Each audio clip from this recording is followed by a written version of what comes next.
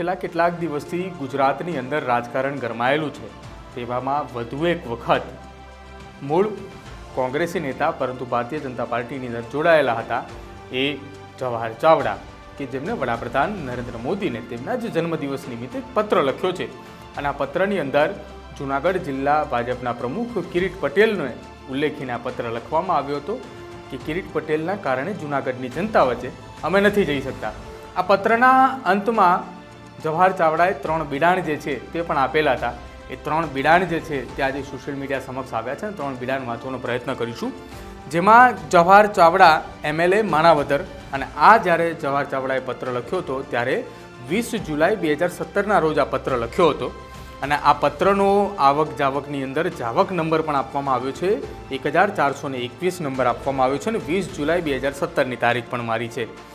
આ પત્ર લખ્યો છે પ્રતિશ્રી કલેક્ટર શ્રી જૂનાગઢ જિલ્લા એટલે કે જૂનાગઢ જિલ્લાની કલેક્ટર કચેરી ખાતે એટલે કે જૂનાગઢ જિલ્લાના કલેક્ટરને આ પત્ર લખવામાં આવ્યો છે। વિષય આની અંદર આલેખવામાં આવ્યો છે કે દીનદયાળ ભવનના સંભવિત ઉદ્ઘાટન અંગે એટલે કે ભારતીય જનતા પાર્ટીનું જે જૂનાગઢ સ્થિત કમલમ જે બનાવવામાં આવી રહ્યું હતું એ સમયે એને ઉલ્લેખીને આ પત્ર જે છે તે લખવામાં આવ્યો છે। પત્રની અંદર લખ્યું છે કે ઉપરોક્ત વિષય પરત્વે જણાવવાનું કે જૂનાગઢના ખામધોળ ખાતે શરતભંગ થયેલ જમીન ઉપર ગેરકાયદે રીતે મંજૂરી મેળવ્યા વગરનું દીનદયાળ ભવન નામે ભાજપ કાર્યાલયનું બિલ્ડિંગ ખડું થયું છે। આ અનધિકૃત બાંધકામવાળું ભાજપ કાર્યાલય બિલ્ડિંગનું ઉદ્ઘાટન કરવા માટે રાજ્યના મુખ્યમંત્રી શ્રી મંત્રીશ્રી કે અન્ય સેલિબ્રિટી દ્વારા કરવામાં આવે નહીં તે બાબતે આપ શ્રી વહીવટી વડા તરીકે તાકેદારી રાખશો અને આ અનધિકૃત બાંધકામ બાબતે સરકારશ્રીને અવગત કરશો। એટલે કે જૂનાગઢની અંદર ભારતીય જનતા પાર્ટીનું જે કાર્યાલય બનાવવામાં આવેલું છે પંડિત દીનદયાળ ઉપાધ્યાય ભવન જે બનાવવામાં આવ્યું છે તે જગ્યા અધિકૃત રીતે ભારતીય જનતા પાર્ટીએ લીધેલી હોવાનો એ પત્રની અંદર ઉલ્લેખ કરવામાં આવ્યો છે અને આ વાત 2017ની છે। ફરી એકવાર એટલા માટે આ વાત ચર્ચામાં આવી છે કે જવાહર ચાવડા જે છે તેને વડાપ્રધાનને પત્ર લખ્યો હતો અને પત્રની અંદર આ તમામ વસ્તુ આલેખવામાં આવી હતી। ત્યારબાદ અન્ય એક પત્ર જે છે તે લખવામાં આવ્યો હતો જેની તારીખ છે 4/7/2017 અને માણાવદરના ધારાસભ્ય જે તે સમયે જવાહર ચાવડા હતા ત્યારનો આ પત્ર છે। આ પત્ર પણ કલેક્ટરને લખવામાં આવ્યો છે અને આની અંદર વિષય જે છે તે અલગ લખવામાં આવ્યો છે। વિષયની અંદર મોજે ખામધ્રોળ જૂનાગઢ સર્વે નંબર 90/P1 તથા 90/P1ના પ્લોટ નંબર 1 અને 2ની બિનખેતી થયેલી બાબતોએ શરતભંગ થવા બદલ બિનખેતીની મંજૂરી રદ કરવા બાબતે હવે આ સંદર્ભ જે છે તે પણ આલેખવામાં આવ્યું છે। Number land 1CNA registered number 45/2013 તથા 16/4/2014ના હુકમની શરતોનું પરિષ્ઠ છે। આખો પત્ર જે છે તે કલેક્ટરને લખવામાં આવ્યો છે કે શરતભંગ જે છે તે કયા કારણોસર થઈ છે જમીનને લઈને। ઉપરોક્ત વિષય અને સંદર્ભમાં પરિત્વ જણાવવાનું કે આપના દ્વારા સંદર્ભ બિનખેતી થયેલી રહેણાંક માટેના હેતુ સબબની જમીનમાં મૂળ બિનખેતી થયેલ જમીનના માલિકો દ્વારા 16/4/2014ના હુકમની મોટા ભાગની શરતોનો ભંગ કરેલ હોય આ ઉપરોક્ત શરત સંદર્ભવાળી બિનખેતીનો હુકમ નીચેના કારણોસર રદ કરી કાર્યવાહી કરવા દંડ કરવાની માંગણી જે છે તે કરવામાં આવી છે। એટલે કે જે જગ્યા ઉપર ભારતીય જનતા પાર્ટીનું કાર્યાલય જૂનાગઢનું બનેલું છે તેની અંદર ગેરકાયદેસર આ કાર્યાલય બનાવવામાં આવ્યું છે જે બિન અધિકૃત જમીન જે છે અને જે અંતર્ગત અલગ અલગ મુદ્દાઓ પણ આલેખવામાં આવ્યા છે। મુદ્દા નંબર 1માં લખ્યું છે ઉપરોક્ત સંદર્ભવાળા બિનખેતીની શરતોની પરિષ્ઠ હુકમ નંબર અનુક્રમ 6 આ જમીન માત્ર રહેણાંકના ઉપયોગ માટે કરવાની હોવાથી છતાં આ જગ્યા ઉપર ભાજપ કાર્યાલય દીનદયાળ ભવનના નામે મંજૂરી મેળવ્યા વગર બાંધકામ પૂર્ણ કરેલ છે જ્યાં શરત 6 મુજબ શરતભંગ ગણાય જેથી બિનખેતીની મંજૂરી રદ કરવા।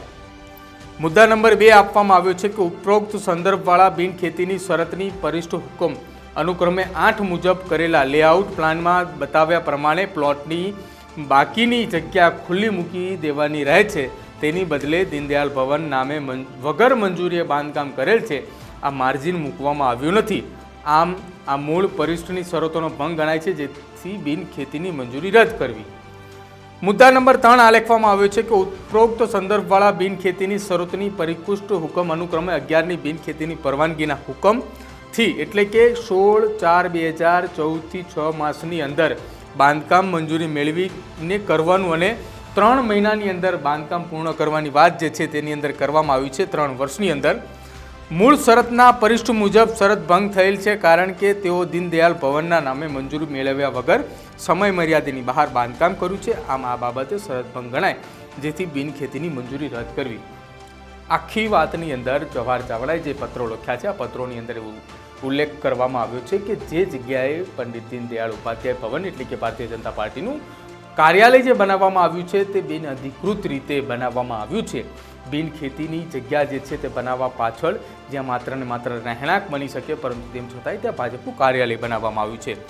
મુદ્દા નંબર 4 જે છે તે આલેખવામાં આવ્યો છે કે ઉપરોક્ત સંદર્ભવાળા બિનખેતીની શરતોની પરિશિષ્ટ હુકમ નંબર 12 અલગ અલગ હુકમો જે કરવામાં આવે છે તે હુકમો આલેખવામાં આવે છે ને જેમાં બાંધકામ શરૂ કરતા પહેલાં તલાટી મારફતે મામલતદારને 1 માસમાં જાણ કરવા બાબતે દીનદયાળ ભવનના માલિક દ્વારા જાણ કરવામાં આવ્યું નથી.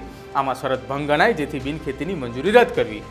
ઉપરોક્ત સંદર્ભવાળા બિનખેતીની શરતની પરિશિષ્ટ હુકમ નંબર 15 મંજૂરી થયેલ લેઆઉટ પ્લાન પ્રમાણે બાંધકામ કરવા મહાનગરપાલિકાની પરવાનગી મેળવ્યા વગર કોઈપણ જાતનું બાંધકામ કરી શકાશે નહીં. તે પરિશિષ્ટની વિરુદ્ધ બાંધકામ પરવાનગી મેળવ્યા વગર જ બાંધકામ થયું હોવાની બિનખેતીની જમીન રદ કરવા બાબતે. મુદ્દા નંબર 6 છે કે ઉપરોક્ત સંદર્ભવાળા બિનખેતીની શરતની પરિશિષ્ટ હુકમ અનુક્રમે 17 અરજદારની માલિકીની ખુલ્લી જગ્યા જમીનમાં 500 વૃક્ષ લાવવાની પરિશિષ્ટ 17ની શરતનું પાલન થયેલ નથી. આવા વૃક્ષો વાવવામાં આવેલ ન હોય, જેથી શરત ભંગ ગણાય, જેથી બિનખેતીની મંજૂરી રદ કરાય. મુદ્દા નંબર 7 ઉપરોક્ત સંદર્ભવાળા બિનખેતીની શરતની પરિશિષ્ટ હુકમ અનુક્રમે 18નું બાંધકામ ન કરવાના આ પરિશિષ્ટની શરતનું ભંગ કરીને બાંધકામ મંજૂરી મેળવી નથી, જેથી બિનખેતીની મંજૂરી રદ કરવી. મુદ્દા નંબર 8 છે અને જેની અંદર પરિશિષ્ટ હુકમ અનુખવામાં આવ્યો છે 25 વરસાદી પાણીના ભૂગર્ભ વહન માટે પરકોલેટિવ બોરવેલની વ્યવસ્થા ન કરેલ આ શરતનું ભંગ ગણાય છે, જેથી બિનખેતીની મંજૂરી રદ કરવી. મુદ્દા નંબર 9 અને જેમાં અનુક્રમે પરિશિષ્ટ લીધેલું છે 7 મુજબ જમીનનો રહેણાંક હેતુ માટે આ બિનખેતી કરવામાં જુડા દ્વારા મંજૂર કરવામાં આવેલ નકશા મુજબ નેશનલ હાઈવે 8Dની મધ્યરેખા 24 મીટર બાંધકામ રેખા મૂકીને પ્લાન મંજૂર કરવાની મૂળ શરત મુજબ આજ દિન સુધી હજુ 24 મીટર બાંધકામ કરવાની મંજૂરી મેળવી નથી, પરંતુ બાંધકામ પૂર્ણ કરવામાં આવેલ છે તેમાં 24 મીટરની બાબત જળવાતી નથી. આ તમામ ઉપરોક્ત સઘળી બાબતો અને અમો દ્વારા રજૂ કરેલી વિગતો બાબતે સર્વે નંબર 90P1ના પ્લોટ નંબર 1 અને 2 વાળી બિનખેતીનો હુકમ રદ કરવા અને આ અંગે કાર્યવાહીની મને જાણ કરવા ભલામણ છે. જવાહર ચાવડા જ્યારે માણાવદરના ધારાસભ્ય હતા તે દરમિયાન આ પત્ર જે છે તે લખવામાં આવ્યો હતો. આ પત્રની અંદર ભારતીય જનતા પાર્ટીનું જે કાર્યાલય બનાવવામાં આવેલું છે તે કાર્યાલય બનાવવા પાછળ નગરપાલિકાની કોઈપણ પ્રકારની પરમિશન નથી લેવામાં આવી અને બિન અધિકૃત જગ્યા ઉપર આ કાર્યાલય બનાવવામાં આવ્યું છે. આ પત્ર જે છે તે જવાહર ચાવડા દ્વારા લખવામાં આવ્યો છે અને હજુ પણ આ પત્ર લખ્યા બાદ પણ તેમને કોઈપણ પ્રકારનો પત્રનો પોતાનો જવાબ નથી મળ્યો તેવું પણ લખ્યું છે. અને સાથે આ જે કમલમ બનાવવામાં આવ્યું છે એ કમલમ બિન અધિકૃત જગ્યા ઉપર બનાવવામાં આવ્યું છે, એટલે કે તેમાંની આમાં જે લખવામાં આવ્યું છે કે બિનખેતીની મંજૂરી રદ કરવી. જે જમીનની મંજૂરી લેવામાં આવી હતી કે આ બિનખેતીની જમીન છે એ મંજૂરીની અંદર માત્ર રહેણાંકની મંજૂરી લેવાઈ હતી, પરંતુ તેમ છતાંય એ રહેણાંકની જગ્યાએ ભાજપનું કાર્યાલય બનાવવામાં આવ્યું કે જેથી જવાહર ચાવડાએ જે તે સમયે પત્ર લખ્યો હતો અને ફરી એક વખત આ પત્ર જે છે તે વડાપ્રધાનને મોકલવામાં આવ્યો છે. આપનું આ જવાહર ચાવડાના લેટર બોમ્બને લઈને શું માનવું છે તે આપ અમારા કોમેન્ટ બોક્સની અંદર જણાવજો અને અમારી ચેનલ ન્યૂઝ રૂમને આપ આજે જ લાઇક કરજો, શેર કરજો અને સબસ્ક્રાઇબ કરજો.